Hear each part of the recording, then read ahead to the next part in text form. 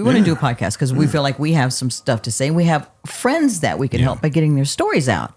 I'll tell you right now, you guys, you're going to crush it. Well, because you've already got the foundation. And I love interviewing. I love having somebody come in and go like, "Oh, I'm a little nervous." I'm like, "No, here we go." Right. And they leave, and I go, "Man, you aced it." And they're like, "Yeah, that was fun." And that's a gift God gave me, is to be a good listener and pull it out of them and get their best out of them. And I love that. Radio people have the ability to do it every day.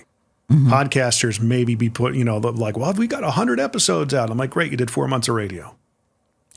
Whoa, I didn't think of that. Yeah. When they hear that, they're like, oh, I'm like, not to deflate you. Talk to me when you get to episode 1,000. Whoa. Now you got a couple of years of radio under your belt.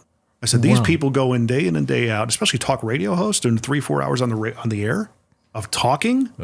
Show prep, all the stuff that go, booking guests and all that stuff. It's a lot of work. Yeah. And it's a lot of skills that you acquire. Totally. Oh, my goodness. Totally. Okay. And it's like whenever I have clients that tell me, well, I've done 100 episodes. I said, that's a good milestone. Congratulations. You're now getting out of diapers. Yeah. Really? From the business capital of the world, the Big Apple, New York's Middle Tennessee, it says here. Sounds riveting. This is the Mostly Middle Tennessee Business Podcast, a podcast about Middle Tennessee business owners and professionals. Mostly. Yeah, that's right, mostly. Hey, we've got all sorts of Middle Tennessee business owners and professionals in Middle Tennessee, mostly. And then there's others. And then, well, no, you are. We're going to get to that.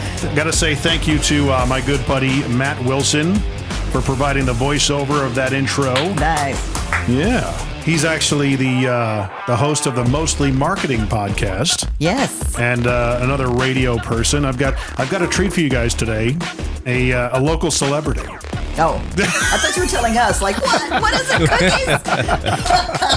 cookies? So this is the formerly the What's Your Problem podcast. Now it's the Mostly Middle Tennessee Business Podcast, a video and audio podcast where we talk to Middle Tennessee business owners and professionals about all things regarding their business. Could be problems, could be their stories, whatever comes up. Just showcasing the good people here in the region. Again, this is a video and audio podcast. Check us out at MMTBP.com or mostly Middle Tennessee Business Podcast.com if you really want to type it in. I am your host, Jim McCarthy with JimMcCarthyVoiceovers.com and it'sYourShow.co, where you can get podcasts like this made. Now, I have somebody you can hear in the background who's very gregarious, is an entertainer, and is jumping right in because that's what you do. You and I work together at Mix 92.9. Yep. And we'll say Jack FM, right? Yes. I'm gonna screw this up. Ron De La Vega. Yes. Yeah. Did I do it? Yeah, that's it. There we go. And we got Mr. and your husband here, Mr. Ron De La Vega. Hi. A Nashville legend, bass player, cellist extraordinaire, correct? In his own mind. Yes, he is. Well, thank you guys for coming out. Thanks for having us. Anna and I go way back to 2005. Oh, wow. Yes. Like 1805. That 18. Time flies, man. It really does. But I mean, 2005 is when we moved here. Yeah. And we came from Vegas, Courtney and I at the time. We didn't have a family yet. Oh, and my you goodness. guys were an integral part of, what Courtney and I have today. I mean, it was the 8.5-year foundation of, we started a family here. So many memories that were created in that section, that portion of our lives. I do not take any responsibility for that. I didn't know anything about that. Yeah, you guys, you and Courtney were always, famous together. You liked hanging out and stuff like that. She's wonderful. She is. And we got to do a sponsorship. You know how that works. Okay. We do have the dad joke challenge, which you don't have to tell them. You just have to react. Okay. And it is a challenge. So basically what we do, and you got to appreciate the fact that I'm running a board and switching cameras. And speaking. And driving a bus of an interview. Okay? So the Dad Joke Challenge is brought to you by Mr. Ed Fox with Trade Bank of Nashville. If you're in a business that has services or products and things of that nature, of course, you can have one or the other.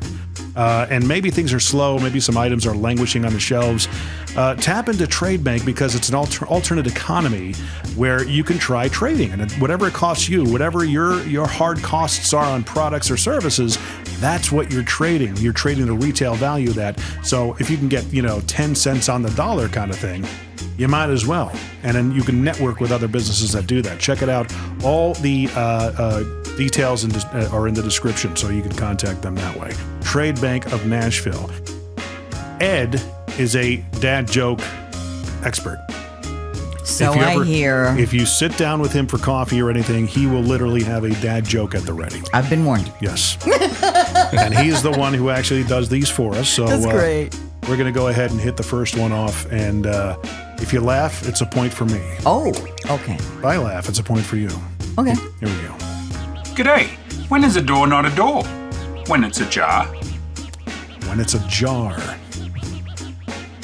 I'm okay. You can react. You can comment. You can groan. It's okay. Okay. I had to explain that one. No, I know. Yeah. And number 2. Did you hear about the red ship and the blue ship that collided?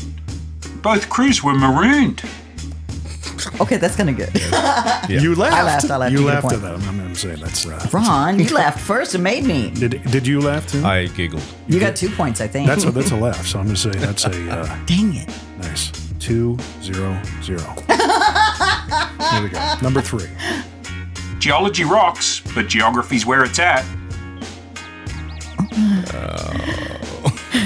You're like verge of laughing because that was good. I'm smiling hard. Yeah. That one wasn't bad.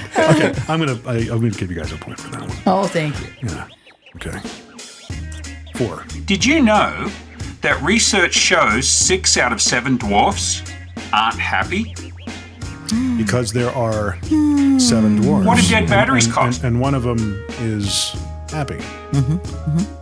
Just explaining it. Very David Letterman-esque here. I like it, though. Operate. Where's my mouse? Here we go. And finally, the last one. What do dead batteries cost?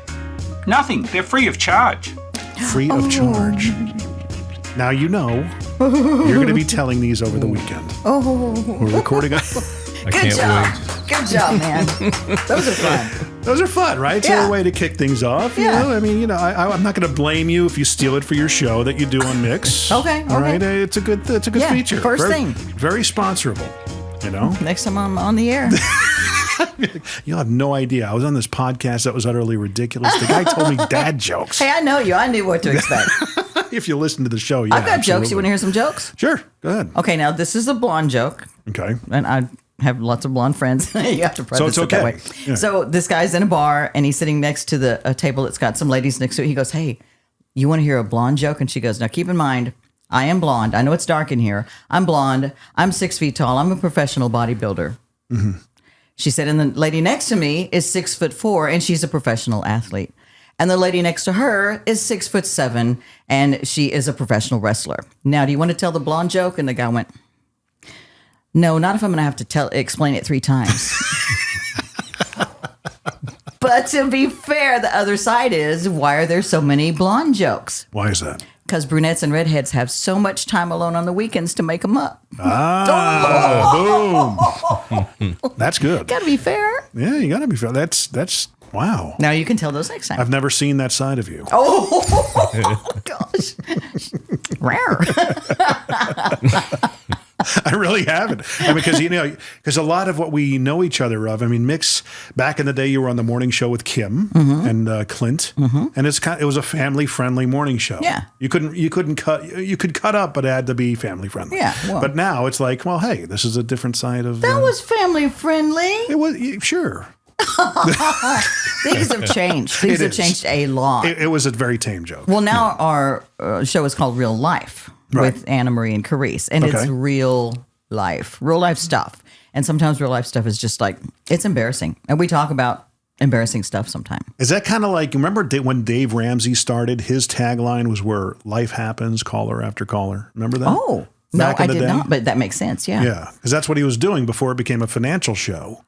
Right. And when I worked in Vegas and he advertised in the trade magazines, he was looking for to expand his network and get more what's the word? As I get older, I lose words. Oh boy.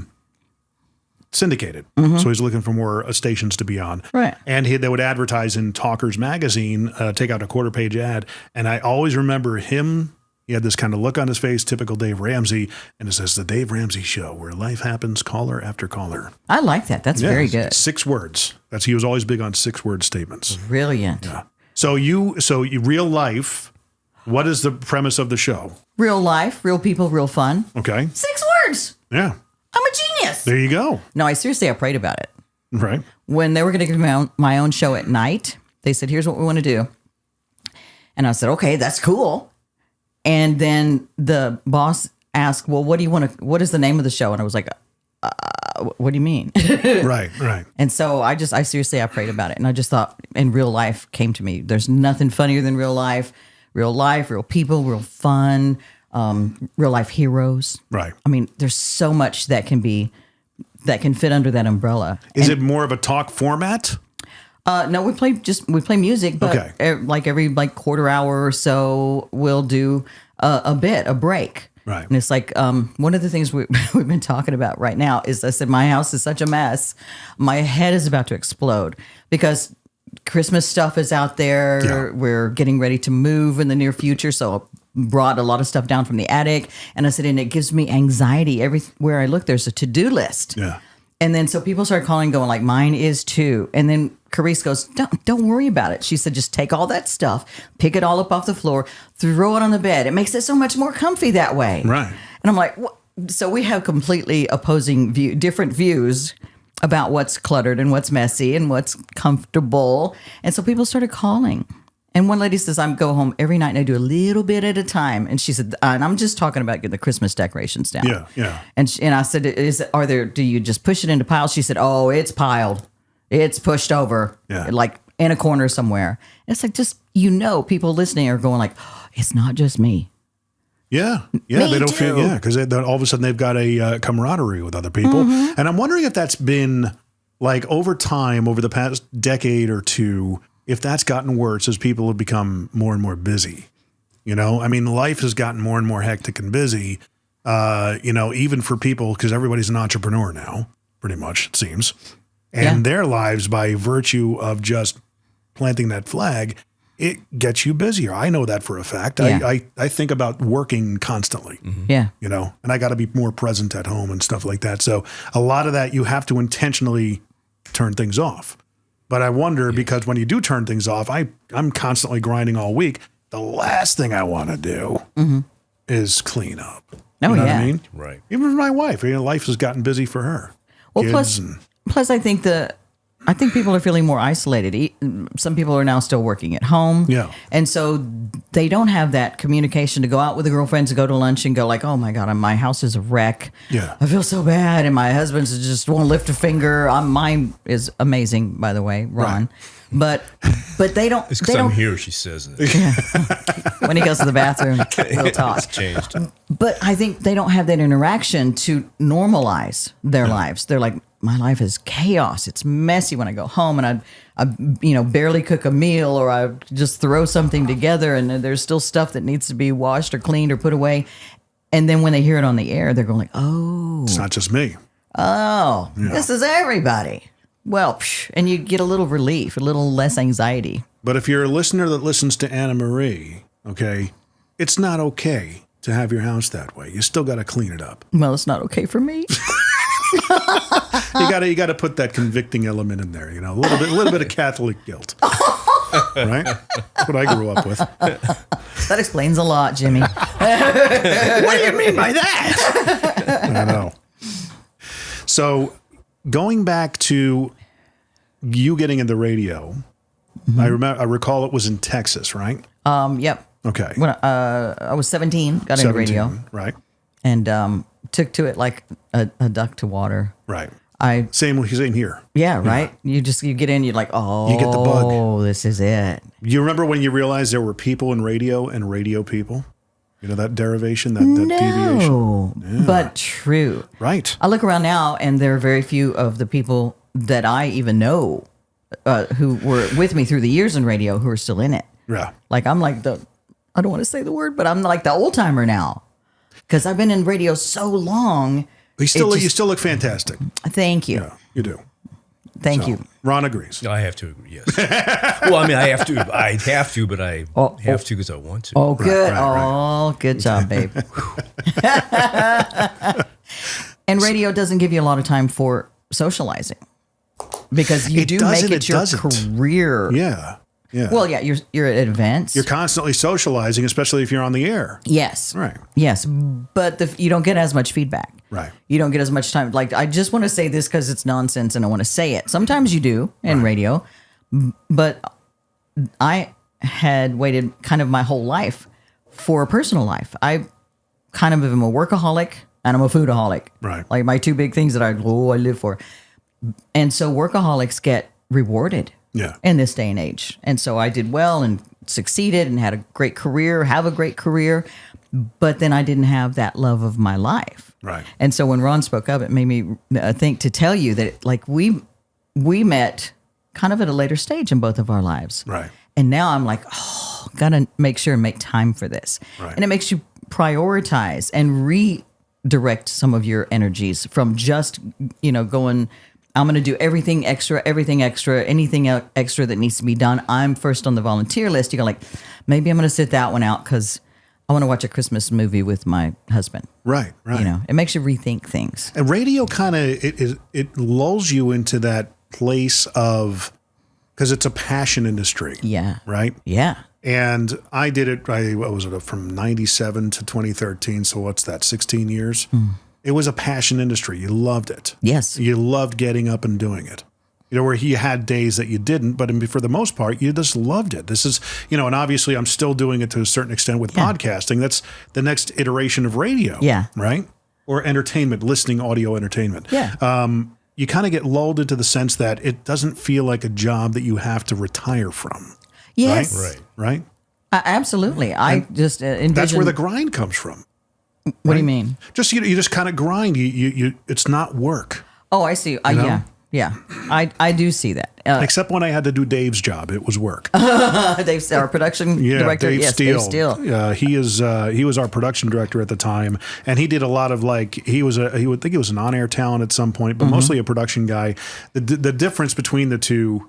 For those of you who are listening, on-air people are typically a breed of people that stayed, behind the mic in the studio doing the air shifts, day shifts, morning, midday, afternoon. The production people were typically the guys that were hermits in the caves that produced the stuff you hear between the songs and the client commercials and did the writing and stuff like that. That was me, right?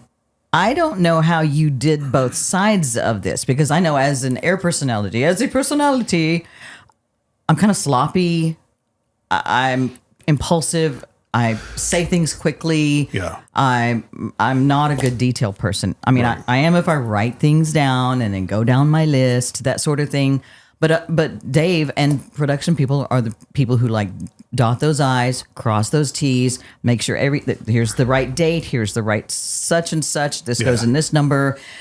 That would be odious for me. It would be horrible. I had to adapt that into my life. Right. I never started out that way. I was always very, what you're describing. Very creative. Creative, complete right brain. And when you get into a job like what Dave's was, because his was somewhat administrative. Yeah. He handled what they call traffic and production. He would get all the production orders, make sure the policies were being followed, make sure all the commercials were in, that they would align with the trafficking of the commercials when they were supposed to run. Like you don't want two car dealerships next to each other, things like that. Well, that was more Jill's job. Well, true. Yeah. And then Dave was mainly he and I were in charge of making sure the stuff was actually there to run. Right. So and done correctly. Right. Yeah. Right. And so that was hard. When I had to do his job full, whenever he would take leave or go on vacation, it was complete left brain. And I was like, it was nice to do something repetitive for a season. Yes. And then I'm like, okay, I'm glad you're back. Oh, yeah. Similar to this business, literally, I don't know if you knew this about me. I was once upon a time a tradesman, electrical. So I used to wear tools and, cut wires and stuff like that. Put in lights. Sexy. Back in my teenage years. Okay, I just grossed myself out there. Sorry.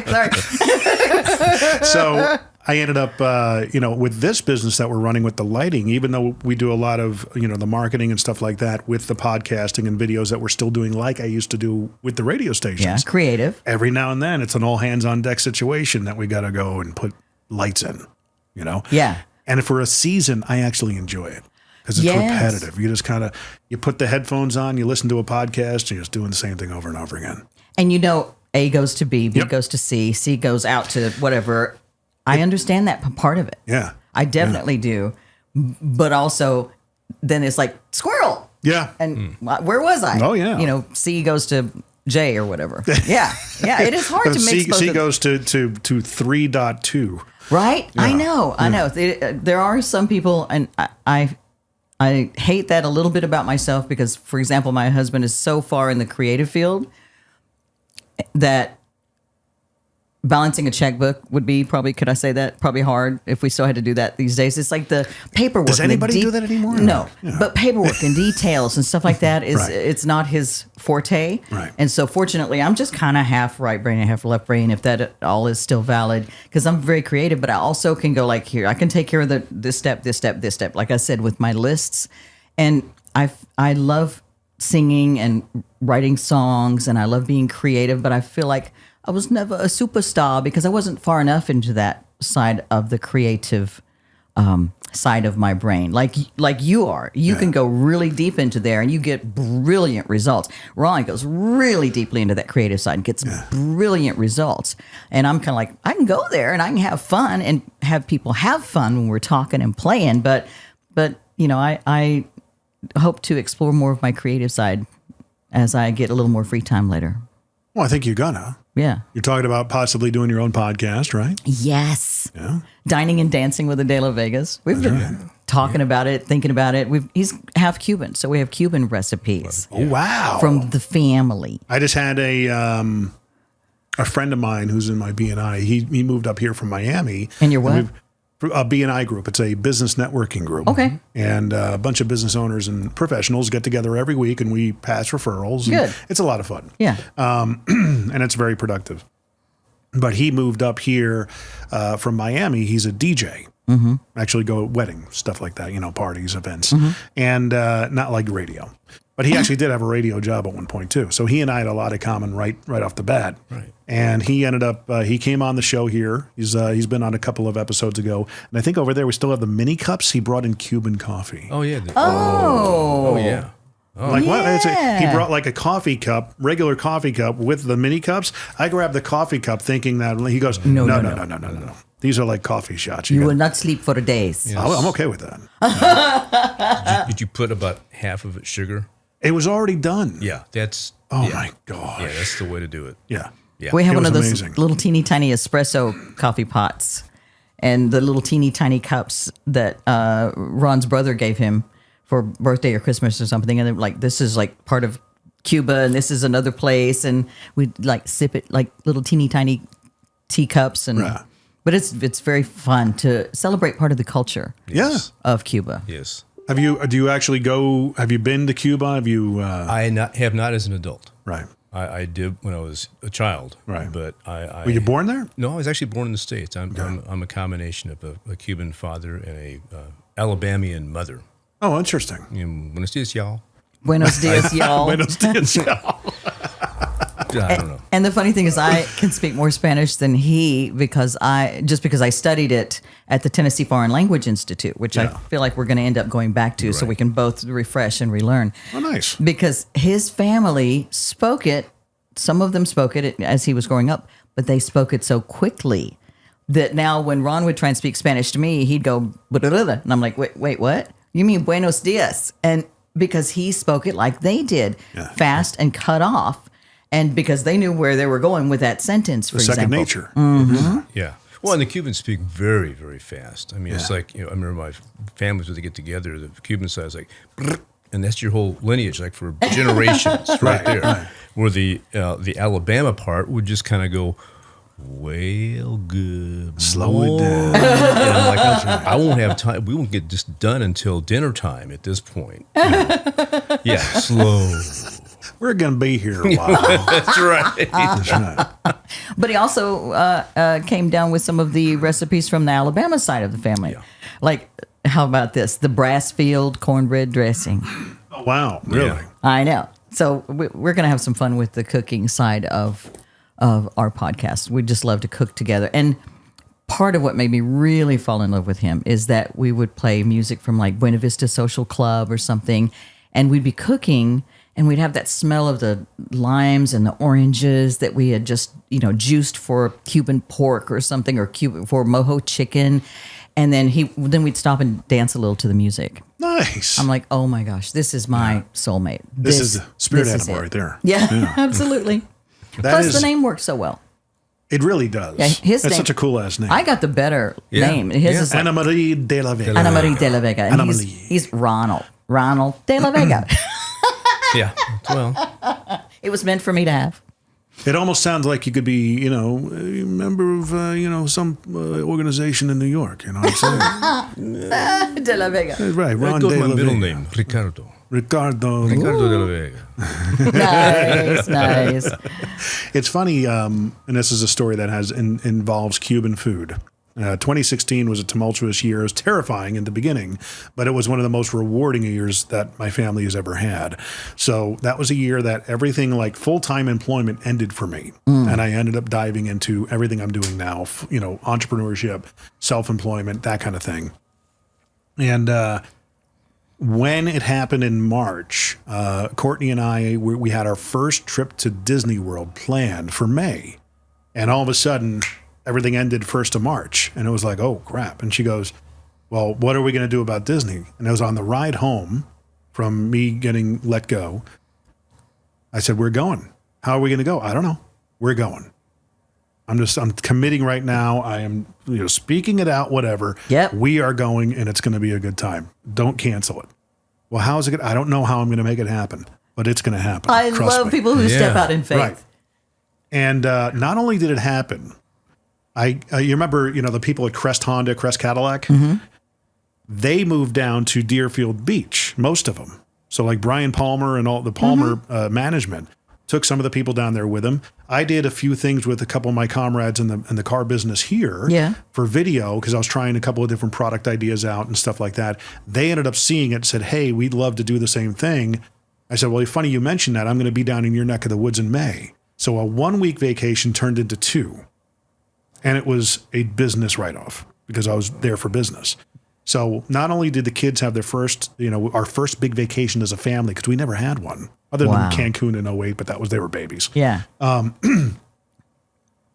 We took them all down, had a nice Florida vacation, took them to Disney and everything. And then they got to swim in the Atlantic Ocean, in southern Florida. Mm-hmm. And it was just a great experience. But while we were down in southern Florida, while I was doing all the work, we took a day and went to Miami, to Little Havana. Liliana. Miami. Oh, man. Yes. Had some good food. We went to Versailles. Ever hear of Versailles? I have. You know how that's why it's famous? You ever see the movie Chef? Yeah. Yeah, that's right. Right.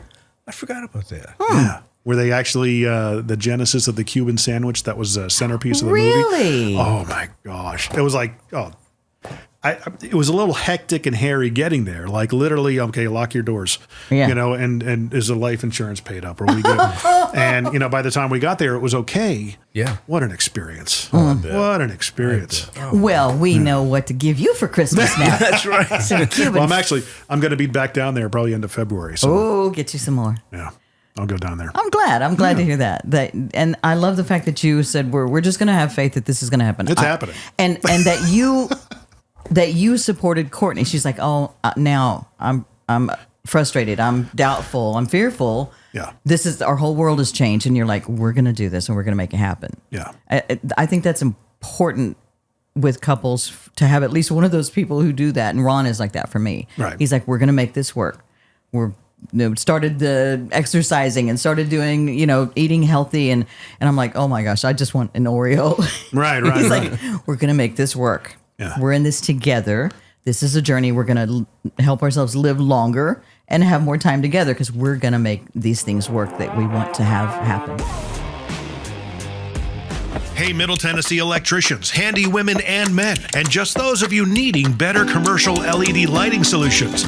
Yeah, I know, there's so many of you. I have to tell you, there's another option than just the big orange and blue box stores now. Try j2lighting.com. At j2lighting.com, we have the latest technology in all types of commercial LED lighting, from UFO high base, drawers, area lights, and shoeboxes, right on down to a slimline wall pack that doesn't look like a fist coming off the wall like most other wall packs do. You get what I'm saying, right? Many of our fixtures are wattage and color temperature selectable, which means you have more control over the brightness and appearance in your dark spaces. Check us out at j2lighting.com for a great local source for your commercial LED lighting ideas, even full color light show dreams. Yeah, totally. That's the letter J and number 2 lighting.com.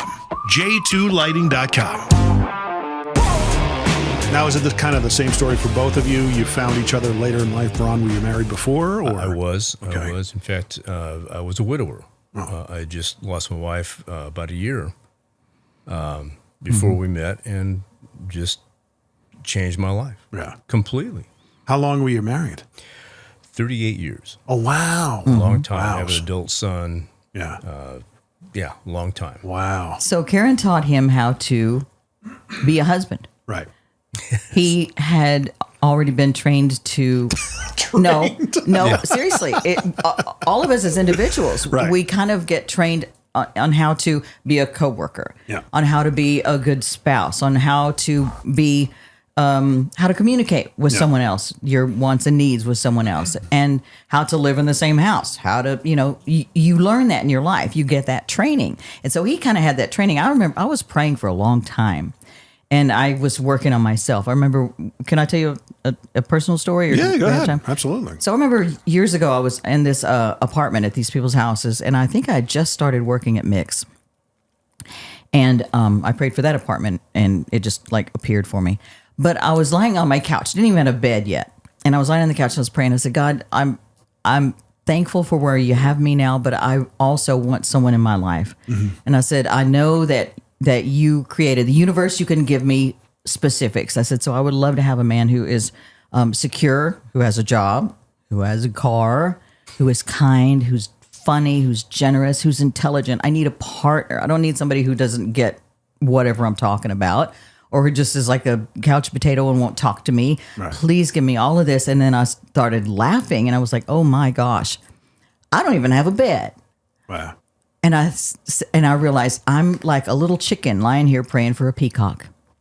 And I was just laughing. I said, God, help me be a peacock woman. Help me be the kind of woman that a man like that, when he walks in the room, I would be the only person for him. Yeah. That there would be no other choice for him but me. I don't want to get somebody above me who's going to realize, well, she's not what I've been dreaming of. I want to be somebody's dream, right, as well as to have my dream. And so I just kind of kept working on myself. And then at the 2019, I guess it was, I decided not only am I going to get back into the dating world, I've been single a long time. You were single as long as I've known you. Right? Oh, no, thanks. Yeah. I mean that in a bad way. And I'm not kidding. Well, I'll tell you this part of it, but then the repercussions when I met someone through the listeners was like a shockwave. So I said, I shared it on the air. It was real life. I'm going to get onto online dating. And here I go. I'm going to put the profile up. What do you put in the profile? What do you say? And like, wow, won't believe the person I met last night and what happened. And all. So it got to be part of real life. So were you actually like putting that out on the air and getting advice from listeners on how to really? Oh, yeah. That's cool. And people were calling. They were like, oh, I met my husband online. Or they're like, girl, be careful. I wouldn't trust anybody online. Right. And so we got both sides of it. Real life people who are thinking about getting back into it.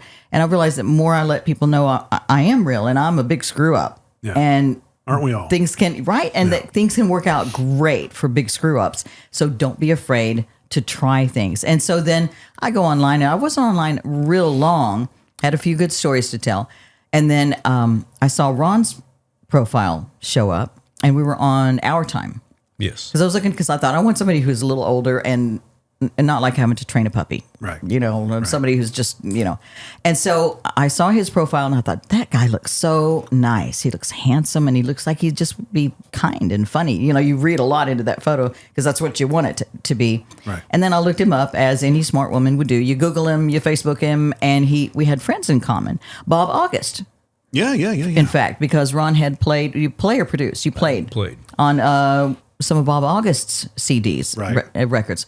And so I thought, okay, Bob's cream of the crop. If he's a friend of Bob's, that's already a plus. And so we said, well, we kind of texted back and forth and said, let's just chat. Let's have a phone call.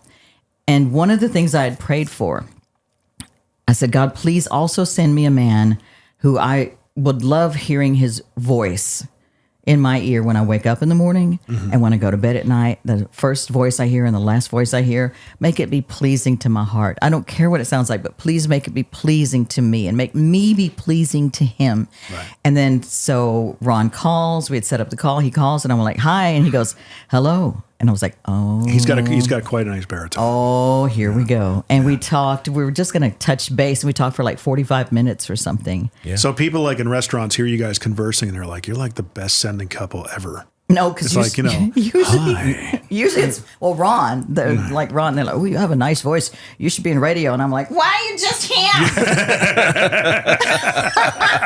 Listeners now come up and they'll recognize, they'll go, oh, you're wrong. And then they look over and they see me. Yeah. And there's definitely an affectation that happens to our voices. I mean, I've known it's happened to me over the years. Like, oh yeah, you got a good voice. I'm like, well, thank you. I've got the face to go with it, for radio. Oh, but, and see, we always say that kind of crap. And then when I met him, he said he had been his wife had passed away recently, and he said he was kind of just looking for a little distraction. Distraction more than distraction. I got it. Because his life sucked. Permanent distraction. His life sucked, and he was in a hard place, in a dark place. Yeah. And I didn't know that all along, as I'm praying for a man for me and praying for me to be the one for a special man, that God was working on him. But it's kind of like all the good ones were married. Like he was married. He was in a relationship, but then he wasn't, and he was ready to look for something else. And he did get a permanent distraction, and we just clicked. Yeah. Well, I mean, not only was it was 38 years of marriage. That's a long time. Yeah. We're coming on 23 for us, for Courtney. Wow. And I know. So it takes work. There's a commitment there. There's a devotion that you have to keep in mind. And 38 years, my friend, that's not an easy task. That's most of my adult life. Yeah. I bet. One of the things. I mean, you must have gotten married when you were like 8. 80. No. Does he need to pull that mic a little closer? A little bit. Yeah. Okay, I'm sorry. Yeah, because get right on it, baby. One of the things too that I noticed when we first got together is that when you're married you're married that long. How long did you say with you and Courtney? 23 now. 23? It's going to be 23 years. Oh, you better get it right. So we're married. We got married on an odd year, so it screws me up my math. Yeah. I was in radio. I don't math. Right. Okay. So if it's even year, it would be much easier. So yeah, it would be 23 years. Good. Yeah. Congratulations. Thank you. Yes. However, now when you leave the house, do you kiss her goodbye every time? Yep. See, I like that. Ron had been in a relationship for so long that we had not been together a whole long time. And it was like where I'd walk in and he'd keep watching TV. And I'm like, oh, no. Right. We've not been together 20 something years. Have you not seen that I have entered the domicile? Right. I am your love. I am the queen has arrived to the castle. I am your love. I require a smooch. And it's because we're newlyweds. Yeah. We just celebrated our 2nd anniversary last October. So we were newlyweds. I'm like, no, babe, we cannot just jump into me being treated like I've been around you for 30 years because I have not. I'm new to this, and we need to enjoy that newness that a relationship has at the start. And I could tell it kind of clicked with him because now we do. Yeah. It's like we're still dating. It's like we're still young love. Yeah. And we get to enjoy that this late in life and know all the stuff that we know. And know what's coming and how to. It's a honeymoon period. No, no pun intended. That you gotta find the renewed ways, as you probably understand that as well. Being married for 38 years, in 23 years, it's for Courtney and I, it's like, okay, why do you stay together for so long? And I always say, well, we were best friends first. Yeah. We were really good friends first. Right. And we always still, knock on wood, we still laugh. That's a big part for our success. Yes, and that was for mine, and definitely is for us. We really, she makes me laugh all the time. Yeah. Ryan's son, adult son, now my stepson, is special needs. So he's 39 now. He's 38. 30. Getting ready to turn 39. No, he's 39. 39. You're right. See? Oops. Numbers. He's a musician. That's why. Yeah. But anyway, so for a while, he lived with us. And I remarked to Ron one time that, because we were lying in bed in the morning and we'd woken up and we just were cracking each other up. And I said, I wonder how it feels to Ryan to hear every morning, first thing he hears in this house is us cracking up laughing. Yeah. And probably the last thing he hears before he goes to sleep is us laughing. And I just thought, I hope that never ends. Yeah. And we got Ryan into his own apartment now with some roommates. There's a special program where he has a caregiver 24/7, helps take care of Ryan and the other roommates. Mm-hmm. So he's independent. He's thriving. And Ron and I still wake up laughing and go to sleep laughing. And sometime in the middle of the night, something happens and, he says something insane and just makes me snort on him. It's like even when the fights happen, and they will, it's inevitable. I mean, it's actually a healthy part of the relationship. You got to have conflict. I agree. Right? Yeah. And hey, I've actually made it a practice lately because my wife's always been the first one to apologize.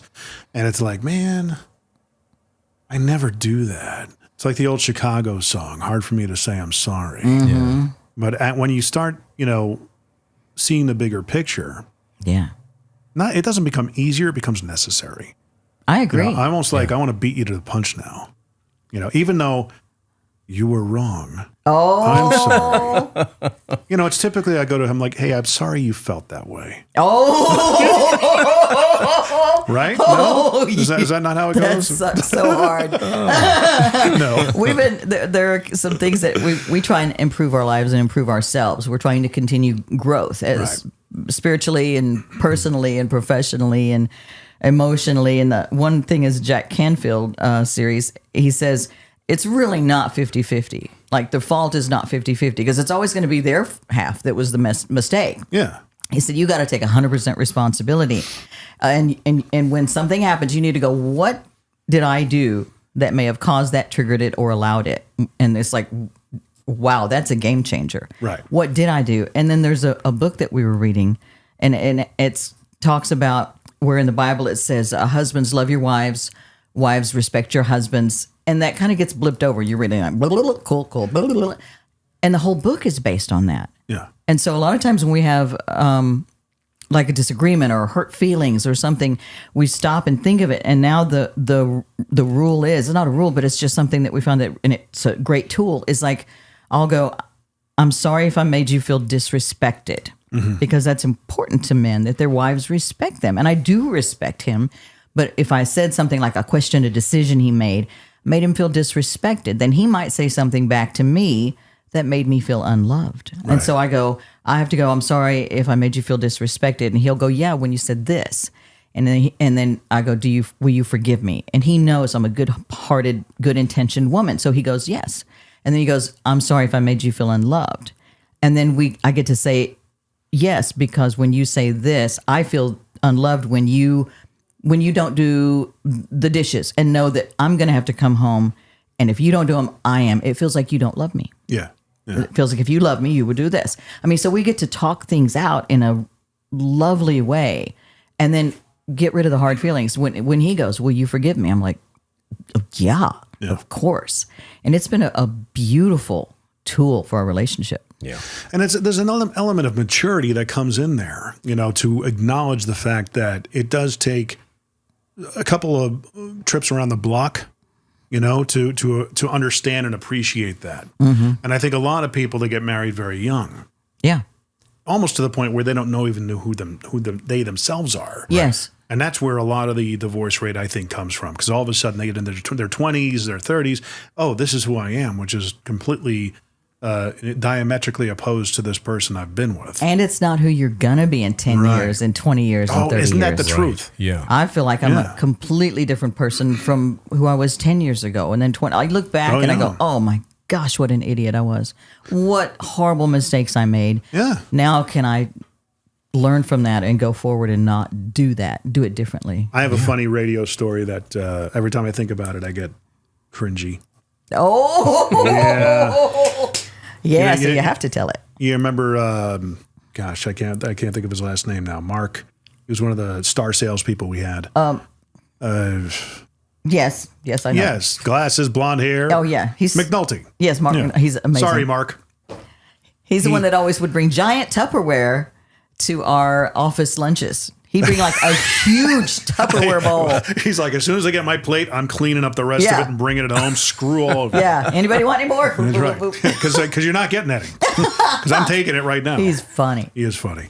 So he and I had a meeting down here with Natural Oasis Day Spa, who my wife worked for a season as a massage therapist.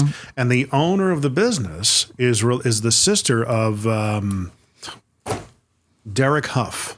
And Julianne Hough. Okay. Dancing with the Stars. Yeah. And she's a gorgeous woman. And my mother had made, I said, we know her.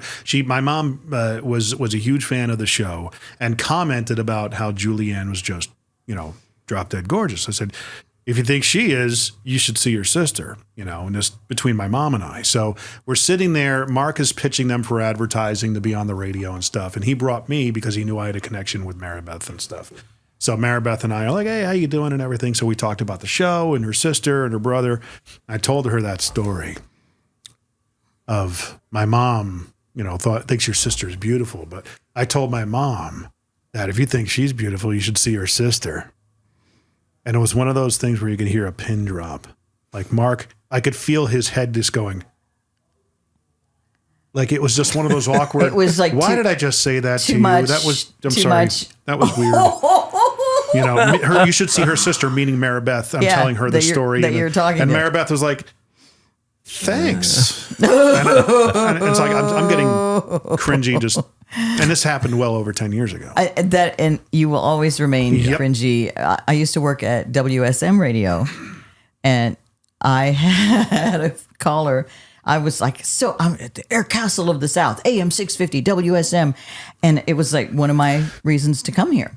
I wanted to work at WSM because my dad had listened to that when I was a kid. You could hear it in Texas. And wanted to come here and write songs and work there and work in radio. And a listener calls, she goes, Anna Marie, I love you so much. You're just so wonderful. And I'm like, thank you. She says, oh, you do such a good job on the Opry Star Spotlight and the such and such. I'm like, thank you so much. She said, and what we have is an event coming up. And she said, and we needed a celebrity judge. And I was like, oh. And she goes, so we thought, Anna Marie will know some celebrities. And I was like, yes, ma'am, I do. Oh, you're not talking about me. Oh, my big old fat head just got deflated like a balloon. Well, that's actually kind of like, that's almost like on them. It's like, do you realize what you just said? Oh, it didn't matter a bit. I needed to hear that. I had, I was kind of prideful because I was pretty young and working at this cool legendary radio station. Do you know who I am? Yeah, I know. What's the matter with you? I'm like, yeah, I know Porter Wagoner. Right. And then when I got to mix, sometimes you get, I don't want to say a big head, but it's like when you're in radio, I thought you were going to say that earlier. When you're in radio, sometimes you feel like you're in a relationship. Yeah. And then it took me realizing I'm not really in like when I go home, I'm not in a relationship. And that's why I decided to go out ahead and get back into like the real world of dating and looking for a love. But you feel like you're in a relationship. Your listeners tell you something and it's like, yes, my soulmate, yes. And so one lady called, oh my gosh, I wish I had the audio for you. She said, Anna Marie, I just love you. And I said, thank you. And she said, I just want to tell you, because of you, the world is a better place. No, she didn't say my name at first. She said, the world's a better place. And she said, and I said, thank you. You just made my day. She said, you make my day every day. I said, well, thank you. And this is when Carice had just come on with me as co-host of Real Life. So she was still fresh and, hadn't had experience with this stuff. And I'm like, that's wonderful. I said, would you, I said, I wish you would just walk into the room ahead of me everywhere I go and just introduce me. Be your vamp. And she said, I would. I said, would you record something and introduce my show? Yeah. And she said, yeah. And I said, go ahead. And she said, ladies and gentlemen, this is one of the most fabulous, wonderful persons you'll ever know. She's going to make your day. It's the wonderful, fabulous Lisa Marie. Oh, gosh. And there was silence, and I went, Anna Marie. And she went, what? Who? Anna Marie. Like that. We can edit that.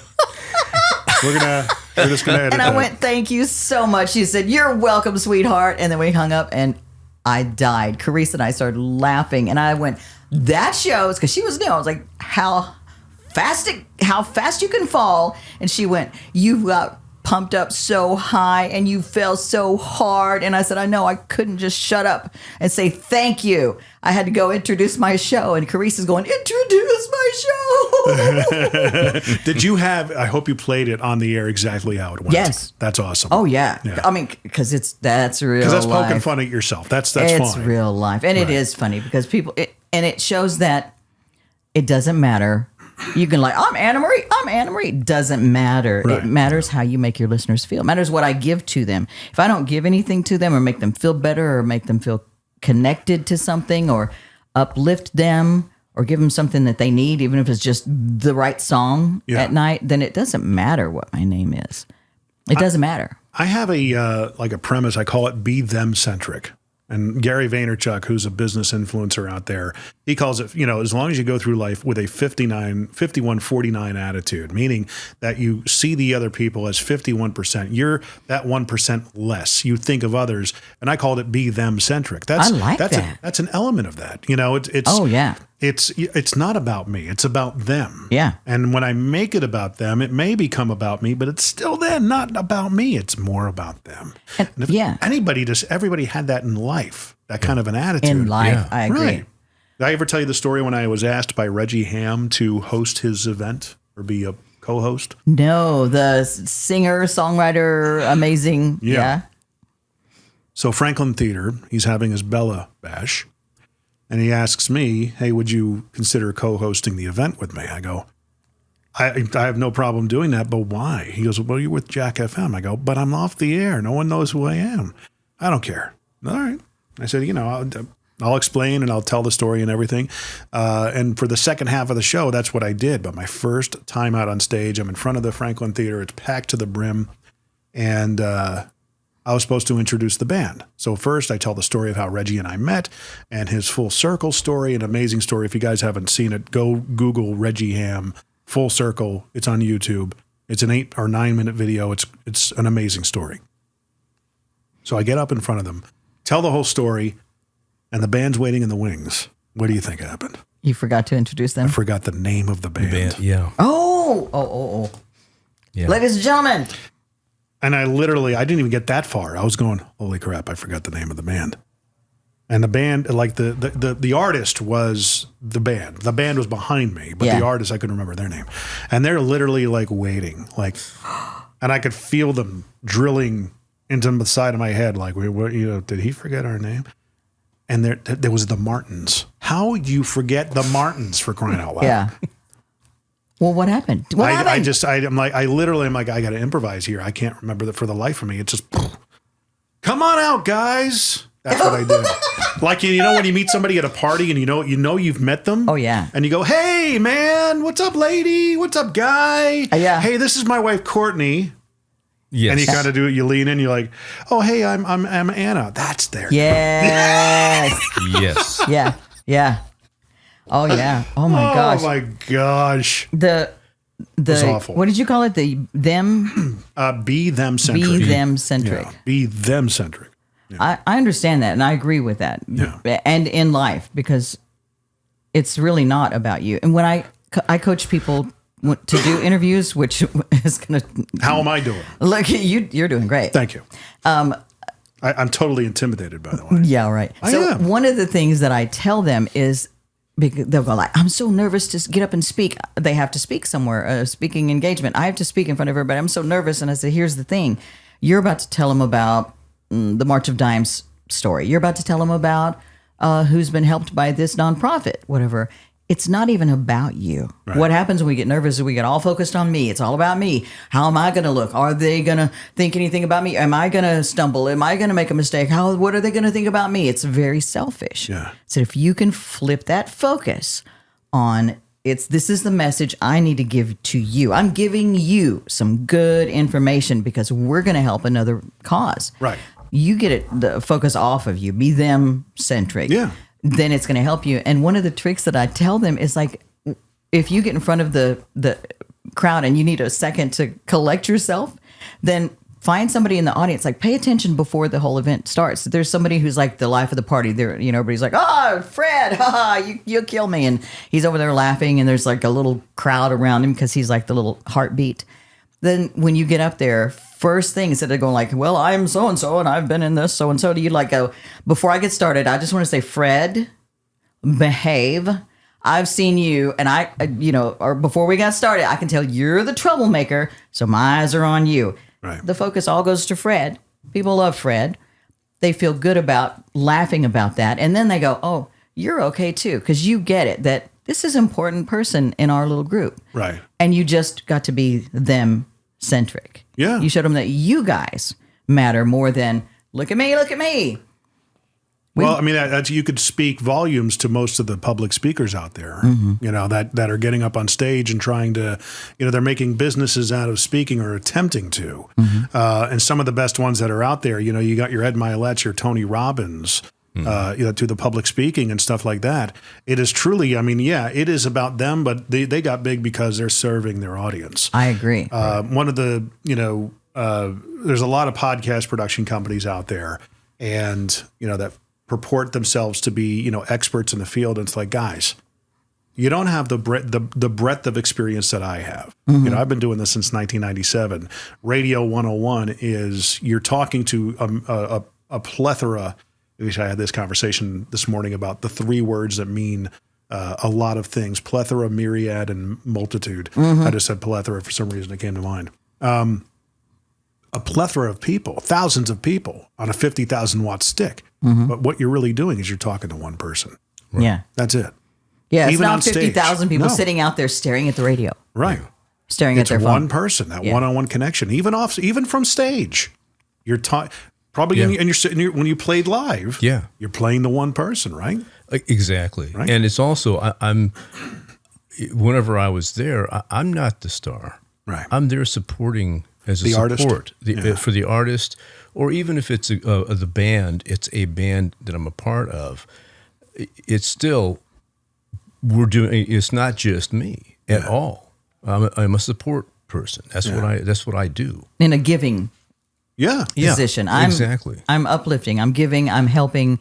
I'm pushing out rather than trying to suck something. I'm trying to get something from you. And we've all known DJs who are like that. That I've been on the air with some who we would be doing a bit. We're talking about this, and then I say something funny, and I'm like, that was funny. I think that's good. And then that person says the same thing because they weren't listening to me. Right. They were busy thinking, how can I go? Look at me, look at me, look at me, look at me, look at me. Right. And they weren't trying to give. They weren't trying to give me support and laughter, which is another one of the things I noticed that you're doing is like when I'm speaking, you're nodding your head. You're going like, yes, I get you. Yes, I understand that. And if I say something that I think is funny, you laugh at it. You have to give to whoever you're talking to help them be better, like actors do. If you got somebody who's just standing there, they're talking to a stick, or they're talking to a person who's giving that to them. And I excel in giving that to people. It's reacting. Yes, reacting. Yeah. It's a like I call it. As much as you love him or hate him. I think, Howard Stern's one of the most profoundly talented and probably one of the best interviewers out there, because he's got this curiosity that's just off the charts. He'll go down rabbit hole after rabbit hole after rabbit hole. And I tell all my clients in the podcasting world, I'm like, go down the rabbit holes. What about the focus of the act? Never mind that. Right. Go for interesting. If you find something interesting and they open up a little bit of they pull the curtain back on something, blast that sucker right open and go down that. Okay. If it's interesting, pursue it. Because it's stream of consciousness. It is. That's how I tell people when I interview them for our public affairs show. I'll go like, okay, before we start, if you say, well, there's two parts to that. There's A, which is the blah, blah, blah. I said, just know that I might go, wait, what is that? Yeah. And you'll say, well, it's this. And I go, oh, wait, but what is that? Yeah. And I said, we could be down a rabbit hole. And if we get lost, then we can just stop for a second because we're recording this interview and just go, well, now where do I need to get back to? And then we can go, oh, and then there was a second part of that. Right. There was a B. We can just fix that. But in the meantime, know that we may go who knows where if it's interesting. And it's because it's stream of consciousness. Yeah. If I'm a listener and I hear, when you said you're networking and BNI, my brain stopped right there. And I couldn't kind of hear the rest of where you were going. But you stopped me for clarity. Because I was like, what is that? Because I know that's what I would do. And there's a humility in that you actually revealed that, like you were okay with admitting, hey, I don't know what that is. Yeah. Have not a lot of people would be able to just kind of go like, I'll just pretend. Yes. You know what I mean? Yes. And it's funny because, here we are. This is primarily a business podcast for Middle Tennessee business owners and professionals. Yeah. We have not talked one thing about business, but trust me, guys, and this is something I just violated my own rule. You never call the audience guys. There's a lot of nuggets in here that apply to business, especially networking. Because when you meet somebody in person for the first time and you want to make the best impression, I learned this selling cars. It was that rapport building in the beginning, not making, because the two most, and the previous conversation I had with my business partner, he said that the customer's anxiety is at the highest level when they enter a car dealership and a cell phone store. Oh, yeah. They were prepared for a fight. So I got really good at, I kind of cut my teeth at the Honda dealership, got pretty good at it. And then I transferred over to Mercedes after a while. But with Mercedes, I was good at just saying, hey, let's figure out, I knew the wall was up. How do I start knocking these bricks out? Yeah. And I would get into entertainer mode. I mean, you know how many times I pitched a car as Christopher Walken? Oh my goodness. Because I would just rely on that and not even tell them I was doing it just to get them to soften up. Okay, pitch me a car as Christopher Walken. So you go up to the C-Class. You like the C-Class, right? It's a good car. Look at this thing on the side of this door. It's a handle. You pull it, the door opens. Please tell me you would do a little dance too. But I would do stuff like that. Yeah. Especially if they were just, stone-faced. They didn't want to give you anything. I would get utterly ridiculous. You see that circular thing in the center of the dashboard? Yeah. Let's just say you're going down the road and a turn's coming up. You turn that thing, that's the steering wheel. You turn it to the right, it's going to go to the right. You turn it to the left, it's going to go to the left. And I would do it deadpan with a straight. And people are like, is this guy an idiot? Yeah. All the bells and whistles. Right. Wow. See that? You don't have to stand in the car. That's a seat. You can actually sit down and drive the car. But what you did, and I feel like, honestly, almost all of this interview is valid for business because it's really thinking backwards. One of the things is to think backwards from the world. Instead of thinking, what's in this for me? How can I take from you? You switched it and you went, I'm going to give you something. Right. I'm going to give you some entertainment. I'm going to give you a laugh. I'm going to give you some breathing room. I'm not going to instantly start grabbing at you, trying to take something. I'm going to try and take your money and take your time and you were like, I'm going to give you something. Yeah. You flipped it. And I think in my heart, that is the true success of businesses. It's like the Zig Ziglar thing. You give enough people what they want, you end up getting what you want. It's because it's like the Tony Robbins thing. He's giving, pushing out. And people are like, you changed my life. I'm coming to you and I'm going to spend some money with you to get more of that. Yeah. So I think most of this is about business. Gary Vaynerchuk calls it jab, jab, jab, right hook. Yeah. How most people operate. Yeah. So, his whole philosophy when he started putting videos out and content out back in 2012, 2013, he's one of the most prolific business thought leaders of our day today. He's got 10 million Instagram followers and everything. And his personality just resonated with a bunch of people. He started putting videos out when he was working for his father's wine shop. So he would do wine reviews and, get snockered and do these videos and stuff like that. But he, his whole philosophy is, look, you give, give, and use it. And the right hook isn't that you take, it's you ask. Hey, Yes. I've given you so many things over the years. Would you guys consider joining my email list? Or, Yes. hey, we've got a sale on this wine. Could you tell your friends about it? He wouldn't even ask him, hey, would you buy it? Could you tell your buddies about it? You know, we've got a special, you've seen me review this wine. It's only $25 a bottle. It's a really good wine. It doesn't, sometimes, some of the other, he would actually describe wines as being a catcher's mitt rubbed in mud. He was like, even though we sold it, I would be honest about it. Yeah. And that gave him the credibility. People could trust him. Plus, he was giving to them. I'm giving to you, giving to you, giving to you. That's what he did. And then the ask, which is hard for a lot of people who are focused on giving. Totally. The ask is hard for me. And that's what the car business taught me. Because eventually you had to, I was good at selling. I always knew I was a good rapport builder salesman, but when it came to, okay, I need to make a paycheck. I'm up against the clock. I've got a month to make my mortgage payment or whatever and sell however many cars I need. You had to figure out your voice. Like we figure out our voice in radio and voiceover, things of that nature. You learn the fundamentals.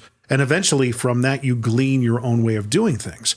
And in the car business and sales, you start looking into, because I mean, that's what radio is. It is sales. It really is at the end of the day. Well, yeah. Right? Yeah. Getting to the point where, okay, high trust question, is this it? Are you guys ready to move forward? Trial close, and then closing. Okay, if we make everything amenable and all the things make sense, do you think you'd want to do this, have this thing parked in your driveway to this evening?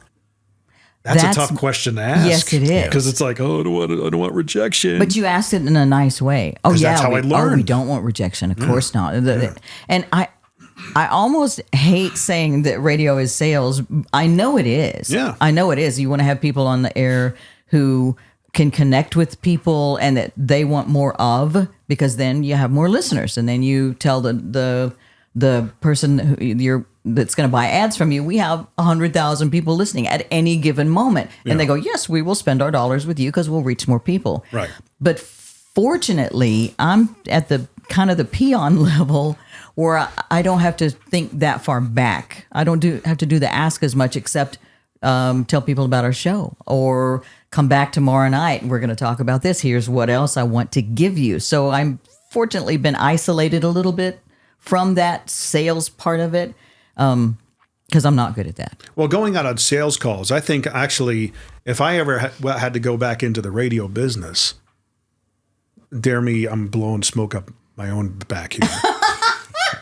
I think I would be rough. I honestly think I would be somewhat of a juggernaut because I have the sales side. I have the empathy for the sales team, because in most radio stations and and probably in anything where there's a production and there's a middleman, you got administrative, you got the sales team that are typically making a bulk of the money because that's how it's how they earn their keep. Yeah. There's always been that conflict. Right? At least in my experience. Not so much where we worked. Yeah. It was a very harmonious culture where we worked. And that came from the top down. That had to be. I agree. In other situations, we were just, at each other's throats.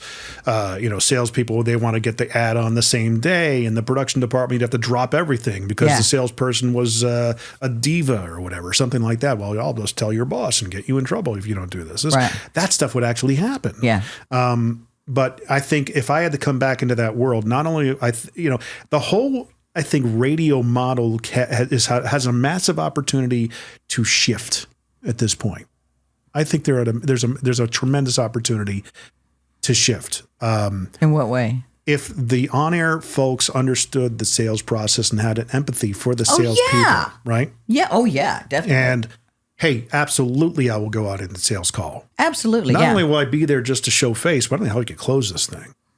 If you have somebody that has an intrinsic understanding of customer needs and asking the right questions, soft closing, trial closing, is this something that can, if we did it this way, would that make sense? Yes. You know what I mean? Yeah. It would make sense. So you want to move forward with it? Ron and I were just talking today. There's a client who's we had talked about doing an endorsement with, for me to do an endorsement with. And so I started the program. It's a weight loss program, and it's kicking butt. Yeah. It's wonderful. And I'm like, yes, I'm on board. They're like, we'll start after you lose 10 pounds or something. And so they hadn't started yet. They're they're, I think the first of the year, they're kind of regrouping and deciding how they want to go forward. And I told Ron today, I said, I think what I need to do is to help them see the effectiveness that this could have. I need to go ahead and do some spots, do some, let them hear. This is what my campaign will be. Yeah. If you let me tell people about you, basically. They would pay me to do that. But if you let me tell people, here's what I'm going to say, and give them some examples. And I take pictures of my meals, like this is the best diet ever, because it's healthy and it's just smart. There's results. And, work for me. Great, more than 20 pounds now. I've lost more than 20 pounds. You look fantastic. Thank you. Yeah. You've given them all to me. But that's the thing, is I know now, because I understand that salespeople need your help. You need salespeople's help. Like totally. if they weren't like they are. Yeah. Like if they weren't like and they I don't are, mean it. You know how you can be how you are. Says. Well, because some people are like, well, they're just they worried about the money or whatever. I'm like, thank God they are. Yeah. They're supposed to be out there trying to bring money, because they support the radio station. The income that they help bring in supports the radio station. How do we all make our salaries? Yeah. And so if a salesperson will go like, what if you could do some spots for this one, and we're going to just try this out and see if this client would be interested in this? I'm like, yeah. We want them to see our product. Nothing speaks better for your product than your product itself. Yeah, here's our product. And the salesperson takes it out and they go, here's what we could give to you. This is the support we could give to you. And we have this many listeners. And is this, like you say, is this something at the end of the day that seems like it would be something you'd want to have in your driveway? Yeah. So I'm all for it. It's like, I'm not a closer. Thank God the salespeople are. Thank God they can do the hard asks. And thank God I just get to be, the support staff for that. So I think in some cases, the radio model is changing, because there is an understanding that we all are looking for the same thing. We're all trying to with the ad revenue getting more and more fractionalized. I mean, going to digital and going. Yeah. I mean, 79% of Americans listen to podcasts now. That's the number. Mm-hmm. I just looked it up. Yes. And it's growing. But the number of people who still listen to radio at least once a day is still extremely high. I haven't looked that up lately, but last time I looked, a couple of years ago, I guess, it was still like 90-something% of people still listen to radio at least once a day. I don't think you guys Mix and Jack have an issue. I think because you guys have been top of the heap ever since Jack launched. It's always been top 3. Mm-hmm. All right. I don't think there's an issue there. There's probably a little bit less revenue over the years since 2005. I would bet on it. Mm-hmm. But I think ultimately changing the model around, and I've said this, radio has never invested in the next generation of talent. Okay. Since I started into it, I've never seen that investment being made. Like what? In just what way? In talent and nurturing the next generation that's coming up. They're the next generation the next superstars are TikTokers, they're YouTubers, they're Instagram. Oh, people. I see. Yeah. You know what I mean? Yeah. So if somebody wants to get into radio, is it as appealing as it once was when I got in? That's the question to be asked. And case in point here, and radio people are a certain breed. They're W-2 mindsets mostly. They don't want to step out on the 1099 and be self-employed. Perfect case in point, I'll say him by name, and he knows I love him. Michael Del Giorno got let go of from WTN months ago. Mm-hmm. Okay, I hit him up, buddy. You got the momentum. Let's do a podcast. It was like crickets. Maybe I was the best, but I said, dude, you got to do your own podcast. Okay, there's nothing stopping you from doing what you're doing in your house, and then everybody can hear it. Yeah. Everybody misses you. You've got the momentum. Right. All right. That was their mess up that they cut you loose. Right. And so. Okay. And how many people loved advertising with you? You've already got the funding, pal. All you got to do is let them know you can come over here now. So radio people tend to have a W-2. I just want a paycheck. I want safety. I want security. Oh, I would actually go into it at if all of a sudden somebody hypothetically hit me up, hey, we'd love you to be on a morning show. It pays $65,000 a year. I would say that's not good enough. Here's what I'll do. I'm going to get some skin in the game for you. I want the revenue from 2 spot sets of every shift. Nice. I like that. Okay. Now I've got skin in the game. So my performance and my likability and my engagement with the audience is now tied to how I get paid. Man, I'm ticked off. That's the way you flip it. That's the way you flip that story. No, that's good. Yeah. Because now I am part of the business. I'm like a partner in this thing now. I understand that. Right. Yeah, because there are jocks who are kind of It's based on ratings. That's how they get their bonuses and stuff like that. Yeah. Right? Yes. No, go the other way. Base it on revenue. But it's also yes, and well, because ratings leads to They revenue. lead revenue. Because that means we have more people listening, which means you can tell the advertisers we have more people listening than 10 other stations combined. If the virtue of me coming on means that you can go from $350 to $400 a spot, I want a piece of that. I understand that. You know what I mean? Now I'm a partner. And that's more motivational rather than because there are some docs who are kind of like, I'm going to come in and do my time. And then, anything extra, if I have to do it, I will, that kind of thing. And so this would help them motivate them to know, well, this could make us more popular and increase my take-home pay. Even in the music business, Ron, I mean, this is an approach that a lot of people, because I mean, creatives aren't salespeople. No. And that's something that was a skill I had to learn coming out of radio. Even though I was kind of balancing that left brain, right brain, I still had to learn selling. Yeah. And it's a creative process. It really is. Because it's conversing with people. It's having the gift of gab, trying to strategically navigate your way to the end zone, right? That's all sales is, as well as the after the sale, making sure you ask for referrals. Hey, if I helped you out, was it a pleasant experience? Absolutely great. Who else do I need to be helping with this? Do you know somebody else? When somebody needs a car, can I count on you to refer them my way? This is how I make my living. Absolutely, you were wonderful. I got to the point where Facebook locally here in town, if somebody needed a car, my name came up because just the way I treated people. Wonderful. Yes. It was a relationship. Yes. And so, it wasn't because in radio, you learn about, relational ads and transactional ads, right? That's what I took with me into that arena. Wait, what's the relational ads and relational being, a lot of frequency, more about, think of like, I'll make an example going way back because they're not in the business anymore. Prices Collision. That was a relational ad. It wasn't say, hey, come in and get your oil change for $20.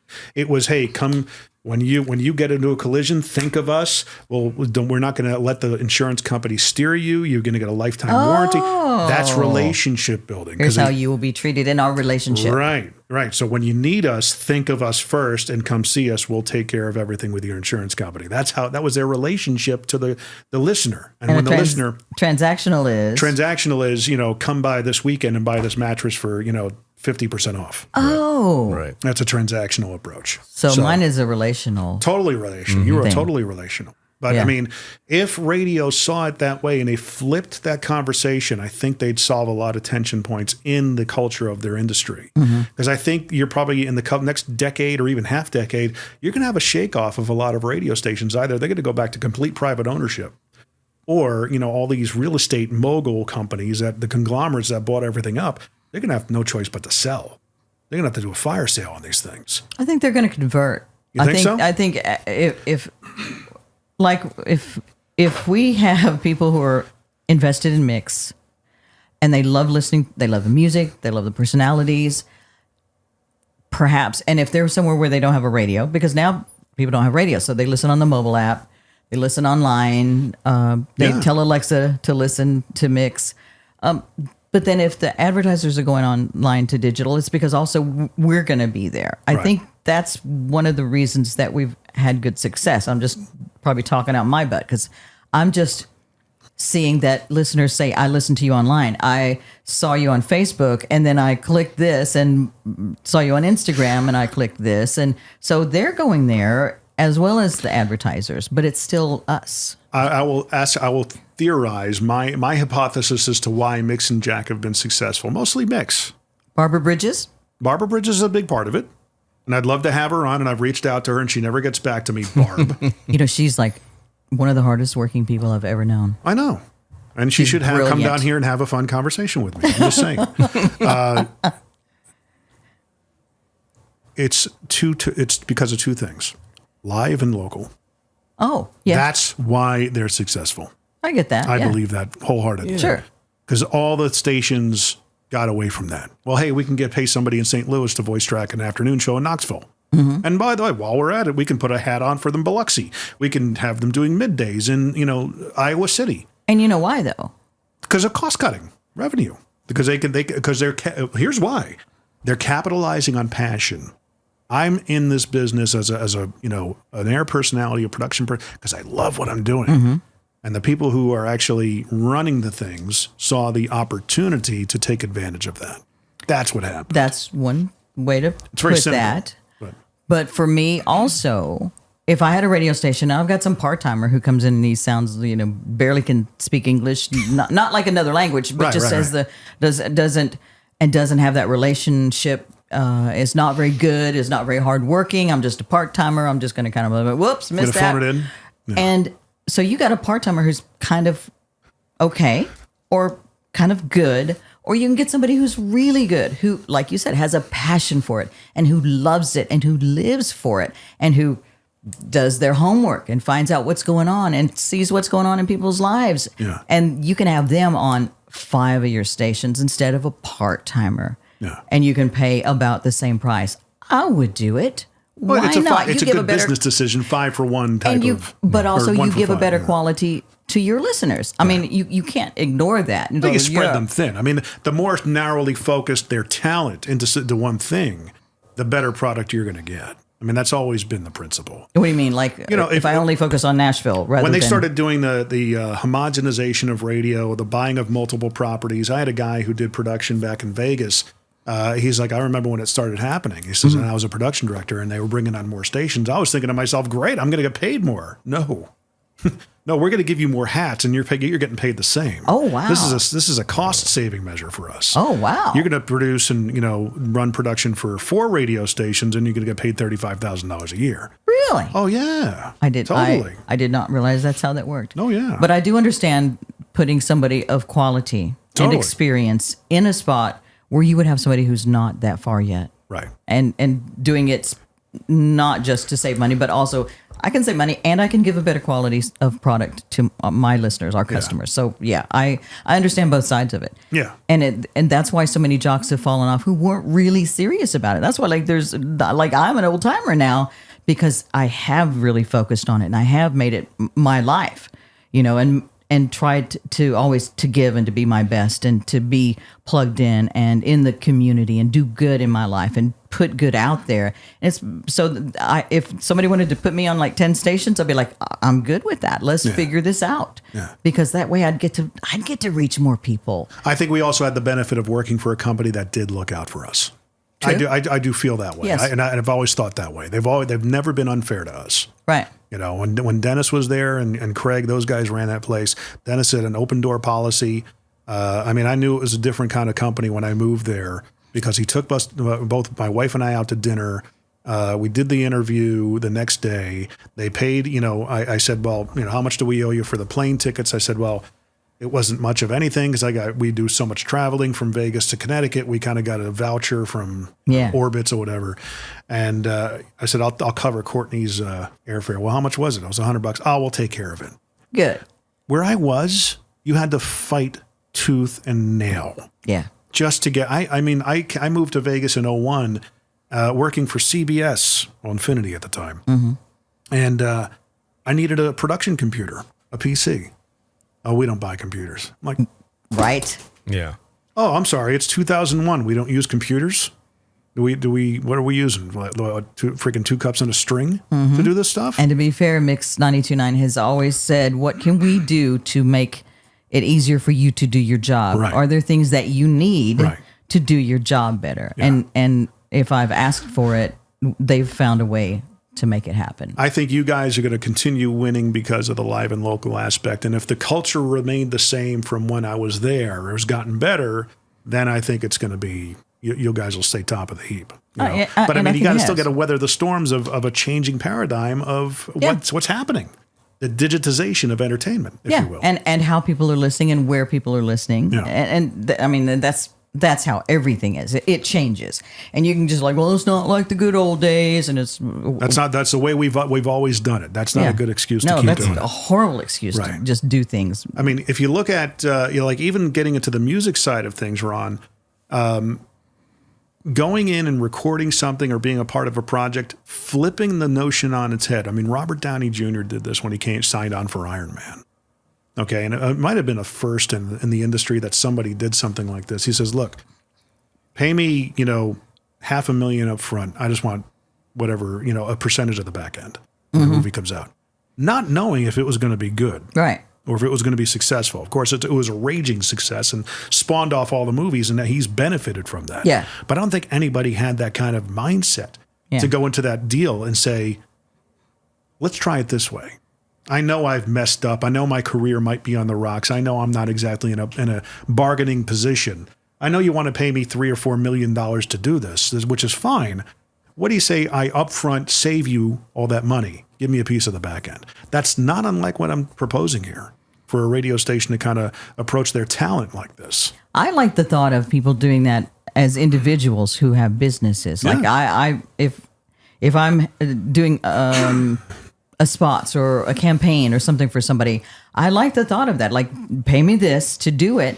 And then if it's not successful for you, we're not going to go any further with that. But if it is, then I would like part of that. Yeah. I understand that. And I like that because it also shows that you have faith in what you can do and that you're real, like you said, the skin in the game. I'm really in this to win this. And I have faith in this, or I wouldn't be just jumping in. I'm not doing your live read because you're paying me. Mm-hmm. I need to believe in what you're doing. Yeah. I need to buy into your company. And that actually filters out the kind of companies that you get in bed with. So all of a sudden, now I really believe in what you're doing. And it's going to come across because I need to believe in what you're doing. Before we started even talking about that endorsement for the weight loss program, one of the conversations we had was, I need to try it. Yeah. I need to know what it involves. Yeah. I need to make sure it works. Your credibility's on the line. Yeah, and that's what I bring. I do bring my credibility and my ethics to the table. And so when I tell my listeners something, they know they can believe me, that I'm not just,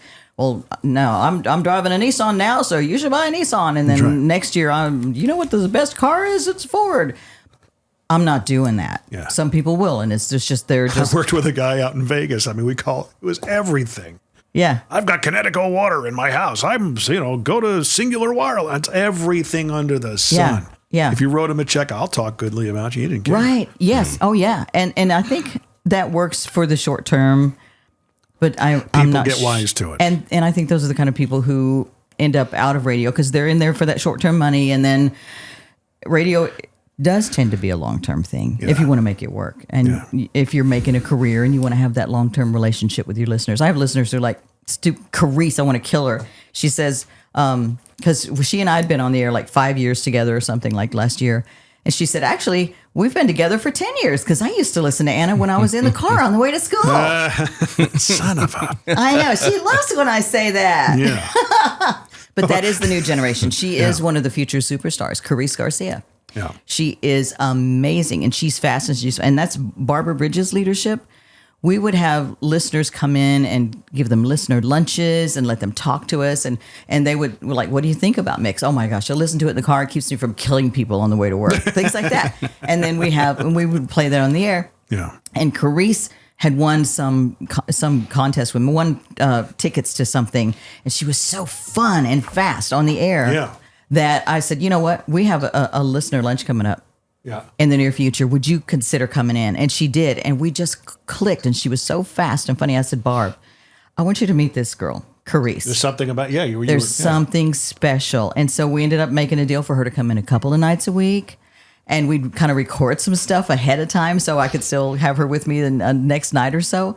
And then it was so good that we were like, Barb, we need to get her here. This is something magic. This is something extraordinary. But kudos to you guys because you identified, a rock star, and now we're going to pour into her. Yeah, we're going to shape her. You know what I mean? Absolutely. Yeah. And you know what? That's my point. Is that not many? All the superstars. Well, hey, if you're going to put the barrier of entry to radio up so high that I can't get in, or you're not going to pour into me, I'll just do my own thing. Oh yeah. And that's the thing is I've talked to a radio personality in Vegas that I worked with. I put up some Facebook post that was kind of not polarizing, but it was truthful. I'm like, you do realize that people in radio have the most opportunity right now to be so helpful to so many podcasters out there. Because podcasting is, hey, if you ever wanted to try radio, have at it now. For $1,000, you can get all the equipment and off you go. You truly can. Yeah. You don't need all the cameras that I have and stuff like that. You can use your phone and get all your clip content that way. You can buy a Roadcaster for $500, $600, these mics, well, this mic is actually a good mic, but you can get a mic for $100. That sounds just fine. Yeah. And off you go. You're done. Okay. Anybody can do it. So how can radio people help them? Radio people can get into the consulting and coaching business to the freaking cows come home. How many morning show people? I talked to one a couple of years ago. She got let go from another radio job because radio, when it comes down to it, has no loyalty. When, generally for 90% of the people out there, they get cut loose. You hear about mass layoffs and stuff like that. They couldn't care less. You're just a number, generally. Yes, and I don't want to just put that one side out there because it's like when I had a friend who was like, my employees have no loyalty. It's like loyalty doesn't come into it if the radio station stopped paying you, you would go away. Sure. It's not like I have the loyalty to the station. Right. So if you stop bringing in money for the radio station, you're going to go away. It's not a matter of loyalty when it comes to that. And There's I just would like to a put that monetary side value out there. yeah. I go where loyalty is valued the most. Right? Yes. Like what Dwight Schrute said. But getting into the aspect of people that are going into, like there's one person in Vegas, she's like, I just don't know, how many people, how do you make money with the podcasting? I said, you're thinking about going into having your own podcasting and having to get advertisers. And I said, I'm not talking about that. I'm talking about getting on all these business podcasts because these people, they've got money and they know that the marketing in today's day and age is personal branding. And you got to get out there on Instagram and TikTok and Facebook and LinkedIn and have these short form content, which podcasting is perfect for because it's a natural conversation. All I'm doing is having a conversation like I used to do in the production studio with a client for 10 or 20 minutes. And in that 10 or 20 minute conversation, I'd find how many 30-second ads based on our conversation. That's all I would do. That's all I'm doing here. Yeah. Right. But at the same time, it's like, look, person in Vegas, go out and find all these podcasts and help them out, help them make their podcast better. Because Ed Miolette's got the biggest business podcast out there. You probably never heard of him. No. He's a superstar, okay, in the business world. Sorry, Ed. His podcast sounds marginal. I'll be nice. There is work to be done. And these guys are crushing it. They've got audiences that dwarf radio audiences. Holy cow. Yeah. So they just need some hundreds of thousands of down. Joe Rogan. I think he's getting 4 million downloads an episode. That's something to be, there's something to be said about that. I like the thought of moving into another phase of life. Right. Helping people. I do love to coach people. I do love to You'd be I perfect want to for learn it. everything. You got and then I want to morning tell show it to somebody. experience. You know how to have a engaging conversation. You know how to interview people. There's so much value. I thought when I got into the car business that all my skill sets were irrelevant. They've never been in more demand than they are now. It's crazy, Anna. That's awesome. It is crazy. Same thing for you, though. Yeah. I mean, Clint could be doing it. All these different people that maybe want to get out of radio or maybe they're on the beach or something like that. Guys, start knocking on, listening to this podcast and reach out to people. But it takes a sales skill. It takes business acumen, which can be learned. We're going to find that out. Right. That's where I help. That's where you come in. Yeah. That's where I help. Well, I love that. Like Michael Del Giorno, like, dude, you could have been crushing it, but he takes another job with another radio station. W2 mindset. I just want a steady paycheck. And the thing is, it's like looking at the difference between how salespeople's minds work and how the jock's minds work. It's different, but his needs to be that way because he is doing what he does. Right. It's like Ron needs to think a certain way that I might never get my head around, but it's because he's so creative. And he's like, when we first got together, we were listening to music and I would tap my foot and he goes, you're rushing it. And I'm like, you're pushing the beat. I said, you're taking away my enjoyment of music. Yeah. No, and like, boom, boom. He's like, trying to show me like that. And I'm like, oh my gosh. But it's because that's why he does what he does, because he thinks completely differently than I do. And that's why I can do what I can and he can't, because DiGiorno, that's why he does what he does, because he's good at it and that's how his brain works. I mean, you can't go, well, think like me and suddenly do it the way I do. That's true. You're absolutely right. I just don't think we have the luxury of being that focused on something anymore. As the world is changing, I'm seeing it everybody's got to have like multiple streams of income now, you know, and it's like, I've learned from having a W-2 mindset, my biggest risk was having one stream of income because it could go away just like that. Yeah. And I learned that lesson twice in 3 years. Yeah. When I stepped out, I don't know if you know this, when I stepped out of radio, I worked for Prices. Oh, no, I didn't know that. That was like a little bit of an offshoot for my getting into the car business because I was dreading going into selling cars. I was like, what in the world am I doing? But I got to make money here. We got to put the big boy pants on. All right. I step out into it, worked for Prices, lasted 2.5 months. I mean, I knew he paid me my number and everything, but for 2.5 months, all I did was grind and I focused on his business. And he ended up, the first week I was there, I think he fired 6 or 7 people. Yikes. And I told Courtney, she's like, well, we can do this. I said, no. Sock the money away. I don't know how long this is going to last. Right. This guy seems kind of wonky. Yeah. And, 2.5 months later, he'd come into my office. All right, he's coming in. Yeah, this isn't working out. I said, what isn't working out? And I found myself almost like falling into a closing position in a sales negotiation. What's not working out? Well, it's not you, it's me. Okay, so we're breaking up? Well, what's that? Okay. What's the problem? All right, we agreed on a price. We're talking most of the stuff we talked about bringing on into my role, we haven't even done yet. Yeah. All right. I know you're paying X amount of dollars towards this other agency for your advertising. You wanted me to take that over and start doing all the ad buys for you, which I'm learning to do, and I can figure it out. Yeah. And work with all my contacts in the business. Is that the problem? Do I need to come back? I was finding ways to overcome the objection. Oh. What do you mean? Well, it's just me. And I would actually said, I know it's you because it's not me. I said, I've been doing what I agreed to. Yeah. Now you're kicking me out of my butt with a family and everything. That's not cool. So how do we rectify this? This isn't what I agreed to. Wow. And I pushed back. Good. And it was one of those things that you had to challenge the person and say, and this is, he was an intimidating guy. Yeah. And I said, look, I said, this isn't cool with me. Yeah. All right. Cause now I got to figure something out. I left a long time, work position that I worked on for 16 years to come work with you. Now 2.5 months late. We just had a conversation last week. You're talking about all these big things we're going to do. You're telling me how good I'm doing. Now I'm not. What happened? Did something happen over the weekend? Did I say something wrong? I was literally just trying to overcome that objection. And eventually it still didn't work out. But I was like, I look back on that and I go, wow, that was my first foray into closing a deal. That's actually fantastic. Right. Yeah. Even though I didn't close it, but it was a, because pushing back is so hard. You got a challenge. Pushing back is so hard. That's one of the things that's hard for me. It's just as a human being, because I'm the kind that like, okay, I'll try and make it work. I'll try and make it work. I'll try and make it work. Okay, well, this is not happening. Well, okay, I'm going to try and make it work. And it is hard to push back. And so I will be reaching out to you later to learn some more skills. Absolutely. To be able to, because I like that idea. I didn't realize you've opened my eyes to like this whole new world. We want to do a podcast. Flips it around. We want to do a podcast because we feel like we have some stuff to say. We have friends that we can help by getting their stories out. I'll tell you right now, you guys, you're going to crush it. Well, because you've already got the foundation. And I love interviewing. I love having somebody come in and go like, oh, I'm a little nervous. And I'm like, no, here we go. Right. And they leave and I go, man, you aced it. And they're like, yeah, that was fun.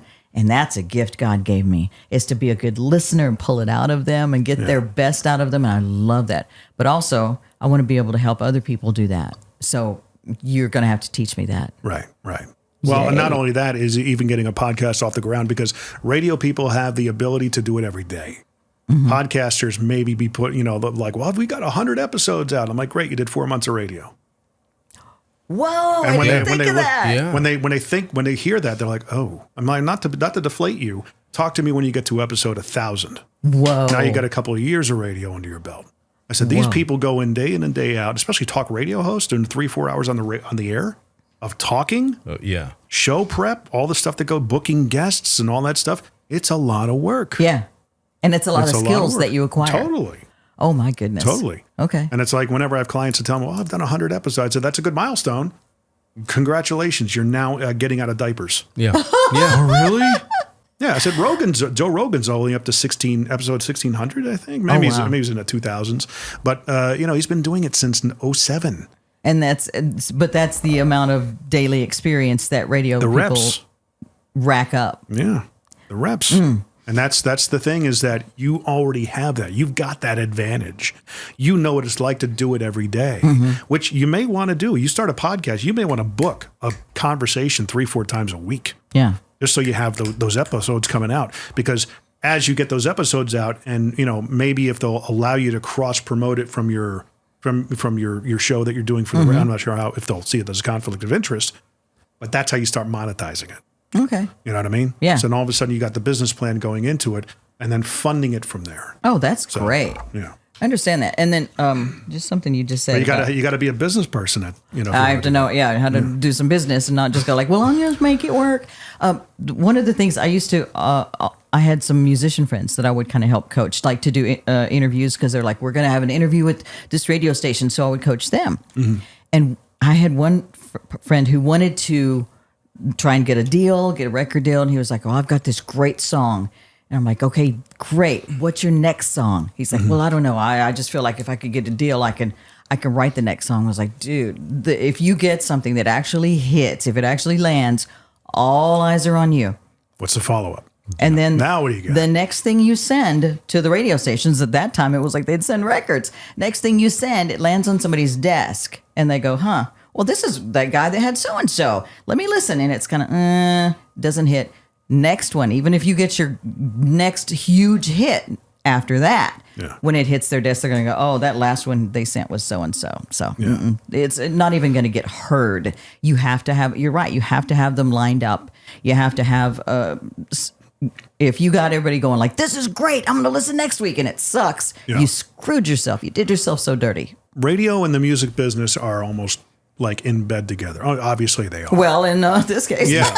But I mean, there's so much on the line, especially, you look at the bands from the 70s and the 80s, there was something called artist development, right?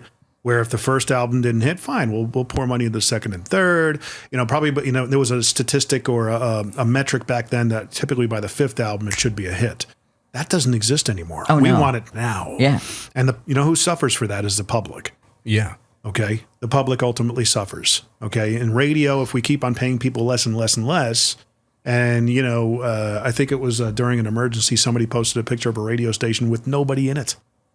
And they were going through an emergency. Oh, wow. I had Danielle Breezy on. Yeah. And she was like, she's like, you got me to talk about stuff. She had me edit stuff out because she was really, not sure about what she said. She says, you got so much out of me that I never, it's like, I'm kind of afraid to put it out. So cool. And I said, that's fine. Yeah. I said, but let's just be honest. You're the rock star of that station. I said, when a weather event happens, people tune into you. Yeah, to hear Danielle. Because I need to know what's going to happen, and if there's a tornado heading here and stuff like that. You're good looking, you're friendly, you got a great personality. I said, the newscasters, the anchors, who gives a crap about them? Well, when it's weather, yeah. I mean, when it's weather, I want to know now. Exactly. Right? I get my news from Twitter. Oh, you know what I mean? Yeah. It might be local news, but I mean, you can get local news.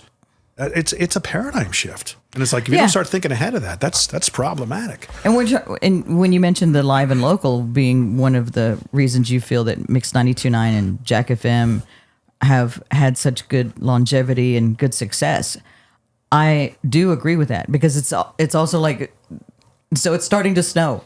Yeah. And I can go get a little video. Like, here's what it looks like in the parking lot. What's it like where you are? And then I can go, but holy crap, I almost busted my butt on the steps coming out because it's already iced up. Yeah. And I can show them. And then they start connecting with me. And it is live and local. It's not just the Weather Channel said there's ice on the steps of the radio station. Right. That doesn't happen. I get to be the boots on the ground. And you're actually proving it. You got social proof. Here I am in the backyard of Nashville. Yeah. Okay. Yeah. Not like, somebody, I'm voice tracking, Boise, Idaho from St. Louis. They're reporting some snow and ice. It's on somewhere, 4th and, Alexandria Road, wherever that is. Because they don't know. I know. They don't live there. Yeah. Yeah. That's the edge you guys have, I think. Well, thank you. How do people find and follow you? I mean, it's obviously at Mix 92.9, 92.9 on your radio FM dial. Yes, and on the Mix mobile app. Mix 92.9 has a mobile app. You can tell Alexa, play Mix 92.9. You can find us on our Mix 929 Facebook page. I've got a Facebook page, Anna Marie Mix 929. Yeah. And now that I've gotten married, I've got an Anna Marie De La Vega. Anna Marie De La Vega. And I don't do my Instagram very much. I'm trying to ramp that up. But in the past 2 years, getting married, first of all, the process of getting ready to get married, having for the first, how long? A year and a half of our marriage, our adult special needs son living with us, cooking and meal prep and daily living, and then at the end of the day, going in and starting my real job has kept me so busy. I have all these things exhausting. On the back burner. Yeah. In fact, that's one more thing I would like to give a shout out to Barbara Bridges. I don't know. This has been so long. We may have stopped recording. We're only an hour and 40 minutes into it. It's years okay. ago. But because one of the things about real life is that people act like, I'm going to take a selfie, and what I want to do soon is show, like, it took me 14 pictures to get that selfie right that I'm going to post on there. And people are so afraid to show their real selves because they're afraid they'll be judged. They'll be judged as not enough, not good enough, not pretty enough, because that's what everybody else is seeing. And this is my standard of what I'm supposed to look like and be like. But I got to the point where I just felt like I couldn't do it anymore. It's like work all day, work all night, work all day, work all night, work all day, work all night. And then, and when I have this wonderful, wonderful relationship that I'm trying to continue to strengthen and enjoy. And nurture, And so it got to the point where I also have depression. And so it got to the point where with the exhaustion, the depression worsened, and then the exhaustion worsened, and I just was at the point where I was feeling like walking around all the time feeling like I was gonna break into tears. Yeah. And I went to talk to Barbara, and it almost makes me cry just thinking about it, because she's so compassionate. Yeah. She's such a good boss. She's such a good coach, a good connector, that I told her, I said, I can't do it. Yeah. I said, I have an appointment with my doctor tomorrow. Went to the doctor. He said, holy crap. He said, you're not crazy. It's just you've been going on cortisol for, the past year and a half. He said, you're just exhausted and you need to take some time off. Right. And he said, and I said, well, like what? He said, just a month. Will a month be okay? And I said, oh, God. I started crying again. He said, I'll write the prescription, or no, you start tonight. And I was like, no, I have like a couple more nights till the end of the week. And I went and talked to Barb, and she, first of all, we immediately called Human Resources, and I had tons of sick days because I never used them, of course. Right. We lined it up, and they let me take off a month. And they covered, and Carice covered. Yeah. And they fed into me. What is it you call it? You pour into somebody. They were you-centric. They were them-centric in that situation. That's a culture thing. Yes. It's looking out for you. Well, hey, their immediate thought wasn't, well, what's in it for us, or what about us? Yeah, how are we gonna cover that? We need to take care of you. And I posted online, and I got to tell our listeners on my Facebook page, here's what's going on. This is a hard post to make. Yeah. But this is real life, and I'm exhausted, and I can't be everything to everybody, and I can't always say yes, which I always tend to do. Yeah. And vulnerability is a powerful thing. And a lot of people were able to be vulnerable because they're like, I'm there too, Anna. Yeah. I'm there too. Thank you for sharing this. And so that's part of what we get to do in your podcasts and in radio, is to be real and show our little soft underbelly, and everybody realizes that it's not just me. Yeah. Who has that? Yeah, and it's even getting back to the picture taking and everything. One of my clients was so bent on, it had to be perfect. It had to look perfect.